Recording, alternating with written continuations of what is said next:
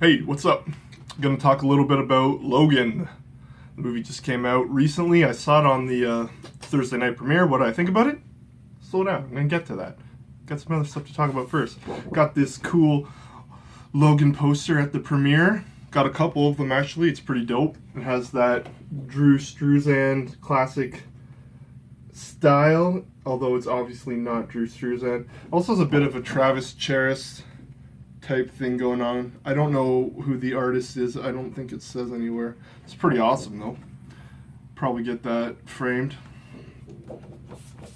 Hang it up. Cool to me. I like it. So, what did I think about the movie? I liked it. It's probably, all things considered, it's probably the best X-Men movie. Not that that necessarily is a high watermark. The movies overall haven't been great because Fox doesn't seem to know anything about the X-Men. Hasn't slowed them down any. They've been making movies for 17 years. People seem to like them because people don't read X-Men comics. But I digress. Logan. It's good. I don't think it's a masterpiece. A lot of people are saying it is online. I have some problems with it. Mostly minor. Most of the problems I had with the movie could be fixed in the editing room and with minor reshoots. And I think there's the bones of a masterpiece there that you could fix without too much work. Some questionable decisions they made on the film. I don't know why they kept them in there. Talk about them a little bit. So I think the movie is too long. It's got pacing issues. So anyone that knows me should know that I think The Dark Knight Rises is a bad movie. And one of the primary reasons I think it's a bad movie is because it has severe pacing issues. Logan isn't as bad as that. I mean, there's a good 45 minutes of The Dark Knight that should be on the cutting room floor. And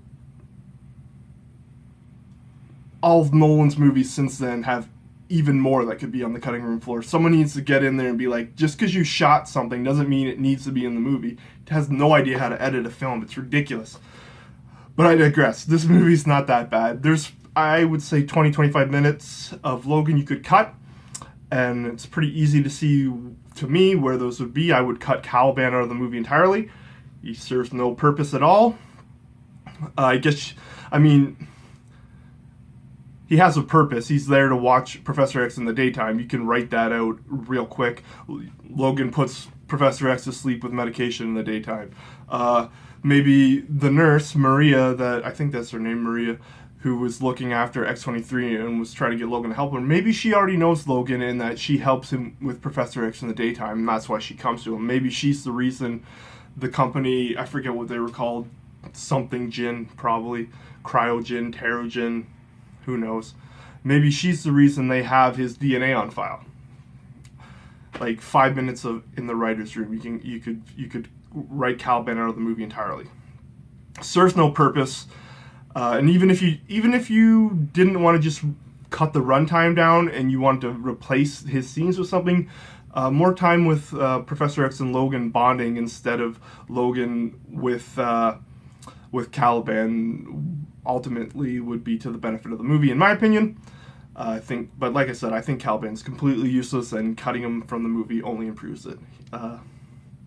I don't know what to say about him. He has tracking abilities. Did they need his tracking abilities? No. Boyd Holbrook's character, Donald Price, he found Wolverine right at the beginning of the movie. Didn't seem to need tracking abilities to do that. Seems like he's good at his job. And even if he's not, you have a Wolverine clone who, guess what, has enhanced senses and tracking abilities. So what's the point of Caliban? To die in a stupid death that makes no sense right after Professor X dies? Are we supposed to care about this new character we just met blowing himself up for no reason after Professor X dies? I mean, maybe I'm remembering it wrong, but if he was reading the situation better, Wolverine and they ultimately got the upper hand on X-24 in that part. So if he had stopped himself from blowing up, they probably could have rescued him. So his death was pointless and his character was pointless, and they should have just cut him from the movie entirely. Sorry, Stephen Merchant.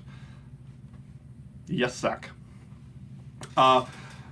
speaking of the blowing themselves up there at the farm, they could also cut that farm family out of the movie almost entirely. I did like the scene where they first meet them and the horses escape the enclosure and the horse trailer, and they have to round them up. That's an interesting scene because of the scenes in the movie that lead up to it. There's a lot of imagery with Laura and horses, so that's a pretty.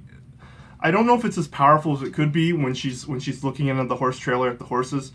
She seems to have some kindred relationship with horses throughout the movie, so that's an interesting scene. And I don't think you need the family there for it. Maybe you just write it so they come across some horses, and maybe you have Logan and Laura ride horses instead of them wasting time with that farm family. I mean, the point of them is to show Wolverine in a very heavy-handed way. Oh, this is what it would be like if we had a normal family and you were a normal dad. Yeah, we get it, but I think ultimately doing something with the horses could have been more powerful. It would have been almost like The Last of Us when Joel and Ellie near the end of the game, where they come across the giraffe and they just stop and they look out on the landscape and the grazing giraffe, and that scene is more human than anything else in the game.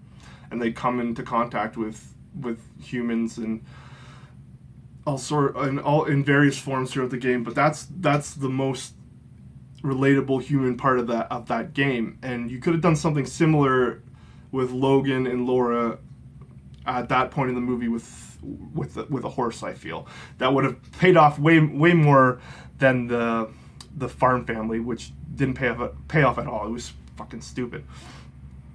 Let's go to this house and kill them because bad guys are on our tail. Like, it's obvious what's going to happen the entire time, and it does happen.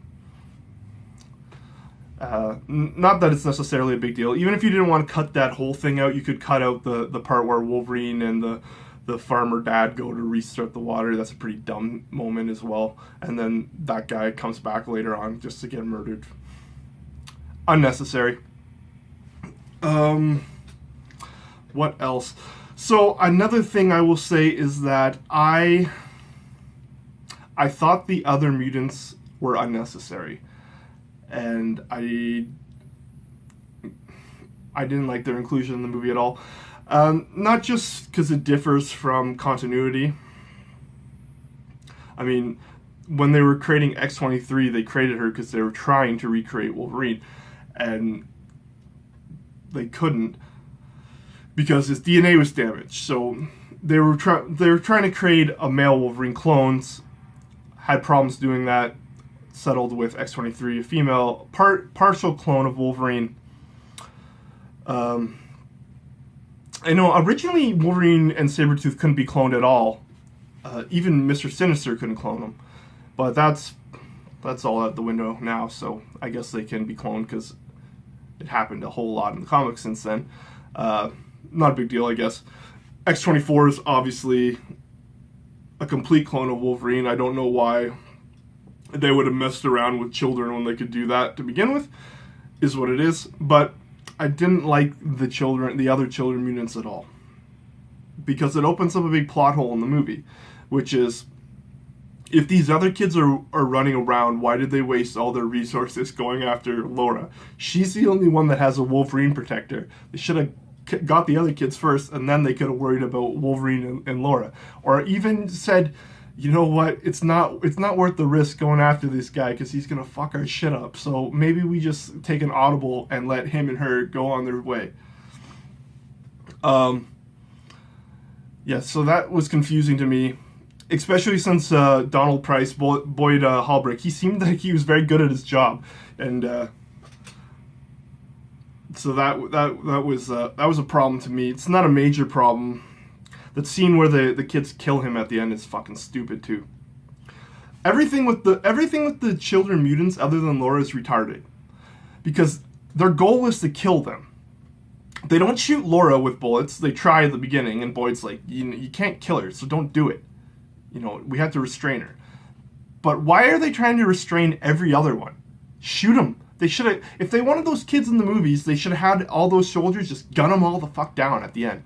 Or even at the beginning. It would have actually made Donald Price seem like a bad guy, because he was super charming, and I didn't hate him at all. I liked him. They didn't do anything to make him come off evil. If they had him actually kill some of these kids himself, maybe I would have got that impression. But ultimately, I just liked him. Even, you know, and you can make the argument that he's right. They aren't even human. They're just a bundle of genetic waste. They're clones. So how? I mean, it might be rough to think about it that way, but you know, that's the stance he's coming from.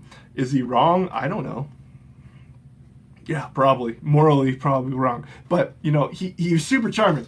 So they should, but like, it made all those soldiers coming up to grapple the kids, and then like, oh, you have freezing powers, and now my arm is frozen and I'm dead. Why didn't they shoot them? They had guns. They wanted to kill them. They should have killed them. So, as hard R as the movie was, and it was a lot of very graphic violence, they ultimately didn't pull the trigger on the children. I guess they didn't want to have a bunch of children die. Maybe they would have got NC-17 or something rating if that was the case. But if that's the case, just cut them out of the movie. X-23 is the only successful one we have. Otherwise, I don't know. But those kids were a problem. Because it's just a huge resource management cost issue. Why are they focusing on the one guy that can fuck all their shit up to get one kid when there's 12 other kids running around that they could get in no time and kill them easily? But they didn't kill them easily because they became staggeringly incompetent when they ran into them. I don't know why. Yeah, and honestly, the ending of the movie would have been more powerful if Laura was by herself. It would have been something like the ending of the first episode of The Walking Dead when Lee dies and Clem's on her own, and you don't know. She sees the other people, and you don't know what's she gonna do, because it depends, right? Depends on what Lee tells her, and you get to make that choice. And we don't know what was on the other side of the border. So you could have had the movie ending with her walking off into the unknown, and it would have been a more powerful ending. What does she find? Did she find sanctuary, a safe haven? Has she learned enough from Logan to survive on her own if she has to? But instead, we get all these stupid fucking kids, and they go off together. But one of them's Richter, so hooray for that. Stupid. Finally got to see Wolverine go into Berserker Rage. That's a plus. Minus side, it was drug-induced, which is a bummer. But the movie did not skimp on the gore and violence. It's what would happen if someone had claws coming out of their hands and they punched you in the face, is you'd get messed up. Another issue I have with the movie is an issue I have with the X-Men movie franchises. And since X-Men Origins Wolverine, is adamantium cannot penetrate adamantium. Adamantium cannot break adamantium. Once adamantium solidifies, it is unbreakable. The only thing that can break adamantium is matter manipulation. You need matter manipulation, or you need something similar, like antimetal. That's it. It doesn't break with brute force. The Hulk has destroyed planets with his punches. He can't break adamantium. Freaking the Fox X-Men movies have destroyed adamantium more in 17 years than Marvel Comics has in 80 years of comics. It's absurd. It drives me up the fucking wall. Adamantium's unbreakable. That's why they put it in Wolverine. He has an adamant. It's like, so presumably X-24 has an adamantium skeleton as well. He has claws. Does he have a skull? I mean, the movie would seem to suggest that Wolverine has this bullet to kill himself by shooting himself in the head with an adamantium bullet. Blast a giant chunk out of X-24's head. The movie doesn't implicitly state that he has adamantium. Stands to reason that he does. and even if he doesn't, Wolverine, we've already seen Wolverine, X-Men Origins Wolverine, that he can be shot in the head with an adamantium bullet for some reason. It makes no sense. Drives me crazy. I guess it's ultimately a minor issue. He's planning it. I did like the X-24. I thought he was a little bit underutilized. I did like his inclusion because it just plays to the fact that Wolverine's his own worst enemy, and he hates himself. So him facing off against, his clone stands to reason. It's just a external manifestation of his own struggle. They weren't very heavy-handed with it, but that's what it represents. He didn't play too big of a part in the movie. The villains weren't ultimately they weren't too interesting. But it was more about Wolverine's relationship with Laura than anything else. So I forgive it. And like I said, I did like Donald Price, which is more than I can say about him in the comic books, because I've read comics for at least 25 years, and I haven't liked him once. I think maybe there was a time, must have been late 90s, I think Lionel Francis Yu was doing art on the Wolverine book. Don't remember who was writing it. Maybe Frank Terry. Or it might have been just before Frank Terry came on the run, where there was a run where Donald Price was the Wolverine antagonist, and it was decent. But he's not a very interesting character. Boyd Holbrook kind of plays it up more. He's more of a lover boy type character who is one of the Reavers, who are a group of Wolverine villains.